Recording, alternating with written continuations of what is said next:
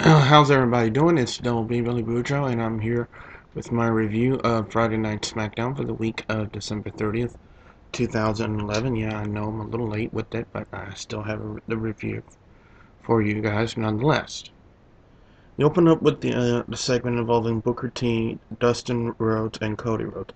Apparently, what they used this segment for was to put over not only the feud that's going on with Booker and Cody, but apparently, I guess maybe WWE thought if they inserted Dustin Rhodes into it, and I say Dustin Rhodes instead of Goldust because even though he came out to Goldust, the Goldust music, he wasn't dressed like it. I mean, he was in a suit and had no face paint. So I don't understand the purpose of that, but apparently, well, I believe the purpose of the insertion of Dustin Rhodes in this segment was to, I don't know, maybe put over some history, maybe make it seem like, if anybody could get through to Cody Rhodes, maybe his brother could, especially in the fact that, Booker T and Goldust were tag team partners. In fact, weren't they? I believe they might have been tag team champions. I do believe. I am not sure. But anyway, the whole segment turns into what's going to be happening on this Friday night SmackDown, which is going to be an Intercontinental title match. It's going to be between Booker T and Cody Rhodes. And of course, at the end of that segment, Cody Rhodes attacks Dustin Rhodes. Now I know on WWE.com they had an exclusive behind-the-scenes footage with him, and it says something about him being scared for something. I'm not sure. I didn't watch the video. I probably should have since I mentioned it. But anyway, the first match of the night, it was Alicia Fox and Kaitlyn taking on Natalya and Tamina. Yeah, pretty much. Can't really say too much about it. It's amazing how at the drop of a hat, Alicia Fox became a face, and all of a sudden, even though they dared to already film, Kaitlyn turning and becoming a heel, and all of a sudden, boom, she's a face again, just like that. Alicia Fox ends up using an axe kick ode to Booker T, and defeating Natalya. Tamina didn't take too kindly to it, as she ended up clotheslining her and then giving her the Superfly Splash. Remember, she's the daughter of Jimmy Superfly Snuka. Then we had the segment between Big Show and Daniel Bryan. What was going on is, they were trying to build up there was supposed to be a tag team match. Daniel Bryan and the Big Show taking on Mark Henry and David Otunga, and apparently Mark Henry is legitimately injured. I don't know why they're still using him like this. They should keep him home, rest him so he can, rehab his injury and stuff like that, so that way he doesn't get, he doesn't aggravate it and make it worse. But instead, they still want to use him for further stuff. But anyway, it was in this segment where they made the announcement. Well, Daniel Bryan was kind of saying to AJ, the hot, spunky little video game chick, why can't I find a woman like that? Anyway, he was saying to her about, how he was helping the Big Show and whatnot. And the next thing you know, the Big Show comes in, and then we had Teddy Long come in and make the announcement that it's going to be one-on-one David Otunga and the Big Show, and David Otunga was going to have the world's strongest man, Mark Henry, in his corner. Then we had a match between Hunico and Justin Gabriel.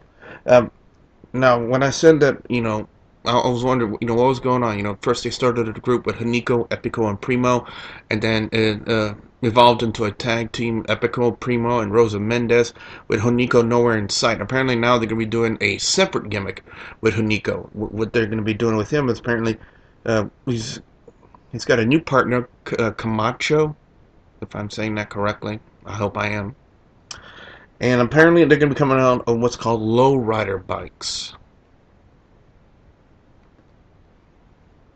Mm-hmm. Yeah. Now, the way I gotta say about, now I thought Justin Gabriel was doing good. He was impressive in the match, So was Hunico, and his finisher is a swanton. That kind of makes him look like the Latino Jeff Hardy. I don't know. Maybe, maybe not. Could be. Shouldn't be. Um. Anyway, next up we got the match with Big Show and David Otunga. Mark Henry at one point tried to interfere in the match, and Daniel Bryan comes out, hits Mark Henry with the title belt, lures him away from the match, and then David Otunga proceeds to get his jaw jacked by the Big Show. Let's just say this, for it being pretty predictable, it was still kind of entertaining, to be honest with you. Then we had Drew McIntyre and Ezekeil Jackson. Apparently, one of the big stories of the week was the fact that Drew McIntyre got picked up by Friday Night Smackdown, which I think is, an okay thing considering the fact that when he was put on Monday Night Raw, they just did absolutely jack shit with Drew McIntyre. Now, a lot of people can say, oh, why are you wasting your breath on Drew McIntyre? Drew McIntyre is an amazing talent, boys and girls. Drew McIntyre is, he's got good mic skills. He has great in-ring ability. And, when they first brought him into the WWE, they were using him tremendously. They did a really good job with them, especially with the new Chosen One gimmick. When he had his run with the Intercontinental title, it was a very impressive run with that title. And now they moved into Monday Night Raw expecting big things with them, and they just absolutely, I don't think it's McIntyre's fault at all. I think it's the WWE creative staff. I believe when they moved him to Monday Night Raw, they just absolutely dropped the ball. You heard me right. I said it. I believe the WWE creative staff dropped the ball when it came to Drew McIntyre on Monday Night Raw. Drew McIntyre, he has the talent for big things in the company. They're just not using him right. And apparently there was a segment earlier in the show where Drew McIntyre and Teddy Long were talking, and and Teddy Long told Drew McIntyre, if you don't start winning, then I might have to consider letting you go. Well, it didn't happen tonight.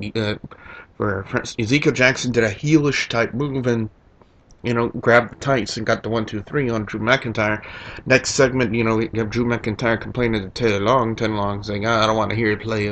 That's one person I hate more than a loser. It's a loser who makes up excuses. So, I don't know, maybe if this is WWE's way of, either changing the Drew McIntyre gimmick, or maybe if this is, Drew McIntyre's final run in the WWE, and they're fixing to kick him out the door. And then if they lose Drew McIntyre, that's a bad move. Bad move. Following that, we had the segment with Sheamus and Hornswoggle. A little bit of a comedic segment, in a sense. Both men were made the announcement that they're going to be entering the Royal Rumble this year. Then you had Heath Slater. Yeah, I still can't wrap my mind around it. See, it's making my head hurt right here when I'm trying to figure it out. Why they had Heath Slater come out. But they had him come out. Then next thing you know, we had a match between Sheamus and Heath Slater. And, of course, Sheamus got the victory. And then, following that, we had a segment with Daniel Bryan and the Big Show, and they made the announcement, since Monday Night Raw is going to have Dolph Ziggler and CM Punk for the World Heavyweight, for the WWE title, rather, they're going to have to, Teddy Long wants to counter that for Friday Night Smackdown. So on Friday Night Smackdown, it's going to be Daniel Bryan defending the World Heavyweight title against the Big Show. Big Show saying, ha ha ha, you had a good run, let's get him to an end. But then Daniel Bryan retorts, You know, my title reign may be coming to an end. At least it was longer than your 45-second reign, which kind of makes me believe, you know, maybe it's not Big Show turning heel. Maybe it might be Daniel Bryan, especially with some of the things he's been saying. And finally, we have the big Falls Count Anywhere match between Wade Barrett and Randy Orton, and you know, this is the match where Randy Orton got a hernia in his L4 L5 level. You know, it got to the point where it spilled to the outside. You know, a good a good majority, I want to say about 90% of the match actually happened in the ring. You know, it happened in the ring. It didn't go anywhere else. And then, I guess at a certain time level, they decided, hey, you know, Falls Count Anywhere. Let's take it anywhere. And they went backstage, and then they went towards a staircase. And then from the camera angle, you know, they didn't show it completely. That's, you know, WWE and all that kind of jazz. But it would appear to be Randy Orton being thrown down a flight of stairs. And I don't know if maybe it was done properly or it was something that happened during the fall. I'm not sure. Because Randy Orton did get legitimately injured from that. So, and that pretty much ended the show with a no contest. So, well, if I had to pick a match of the night, guys and gals, let's see, we had Alicia, Fox, Kaitlyn, Natalya, and Tamina. Nope. Nope, nope, nope, nope. Hunico and Justin Gabriel. Why? Big Show and David Otunga. Maybe. Maybe. Ezekeil Jackson and Drew McIntyre. It has potential. But no. Sheamus and Heath Slater. Seriously? That leaves me with only one choice, guys. It's got to be the Falls Count Anywhere match with Wade Barrett and Randy Orton. It's, you know, singly, you know, out of all the matches, it's the one that had the most hype during the night. You know, that's the one thing we kept seeing through that Friday Night SmackDown was, you know, later on tonight, this could be the Falls Count Anywhere match, Wade Barrett, Randy Orton, Wade Barrett, Randy Orton.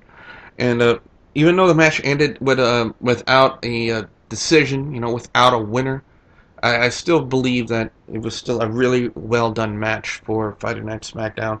And with two top performers of the company, you know, Randy Orton and Wade Barrett. Yes, I said it, Wade Barrett. So, I got to give it to Randy Orton and Wade Barrett.